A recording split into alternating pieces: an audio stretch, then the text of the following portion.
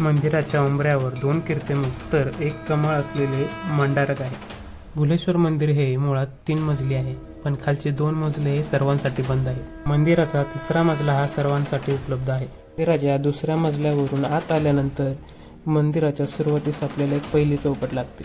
5 शाखा असलेली दरवाजाची ही चौकट व्याल शाखा, वेल शाखा व स्तंभ शाखा आणि कीर्तिमुख मंडक असलेल्या कमळाचे उंबरा ओलांडून आपण आतमध्ये जातो. हनुमानाच्या मूर्तीचे दर्शन घेऊन उजव्या साईडला जाताच आपल्याला काही पायऱ्या लागतात. ह्या पायऱ्या चढून आपण वरती येताच मंदिराचा 3रा मजला लागतो. मंदिराच्या भिंतीवर व स्तंभावर असलेले आखीव रेखीव असे सुंदर शिल्पकाम पाहून आपले डोळे दिपावून जातात. मंदिराची रचना ही 3 टप्प्यात आहे.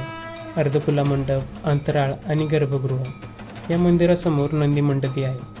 गर्भगृहाच्या भिंतीवर 5 देवकोष्ठे तर अंतराच्या ब्रह्मभिंतीवर 2 देवकोष्ठे आहेत. अर्धखुल्या मंडपाच्या खालच्या थरावर सिंह आणि हत्ती व वरच्या थरावर पौराणिक कथांमधील दृश्य कोरलेले आहे. मंदिराच्या आवाराभोवती असलेल्या भिंतींना 16 देवकुलिका आहेत. मुख्य मंदिराच्या बाजूस अनेक छोटी छोटी मंदिर आहेत. त्यातील एका मंदिरात आता सध्या विठ्ठल रुक्माईची मूर्ती आहे. तर त्याच्या बाजूलाच असलेल्या एका छोट्या मंदिरामध्ये शेषनागावर विसवलेली श्री भगवान विष्णूची मूर्ती आहे.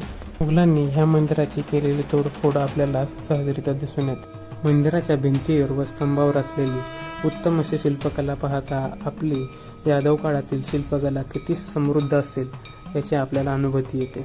ह्या मंदिराचे अजून एक वैशिष्ट्य म्हणजे ह्या मंदिरावर असलेली भगवान कार्तिकेय, गणेशाची व शंकराची स्त्री रूपात असलेली मूर्ती. त्या मूर्तीखाली त्यांची वाहने आहेत, नंदी, मोर आणि उंदीर. त्यांच्या स्त्री रूपातील ह्या अवतारास विनायकी, महेश्वरी आणि कार्तिकेय संबोधले जाते. मंदिरात मोठ्या प्रमाणात देवदेवतांची शिल्पे आहेत.